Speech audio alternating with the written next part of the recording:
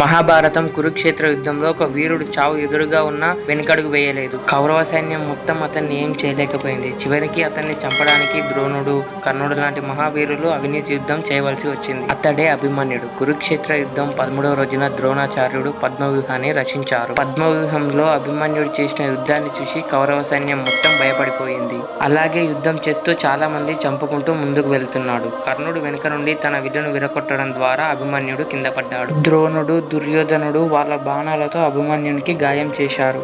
అప్పటికే చాలా గాయాలతో ఉన్న అభిమన్యుడు తన రథచక్రాన్ని తీసుకుని వాళ్ళతో యుద్ధం చేశాడు. కౌరవ సైన్యం ఆ రథచక్రాన్ని ముక్కలుగా చేసి కింద పడేశారు. అలా పడిపోయిన అభిమన్యుడు ఒక కత్తి తీసుకుని యుద్ధం చేస్తుండగా అక్కడ ఉన్న కౌరవ సైనికులు అభిమన్యుడిని ఒక కత్తితో పొడిచి చంపేశారు.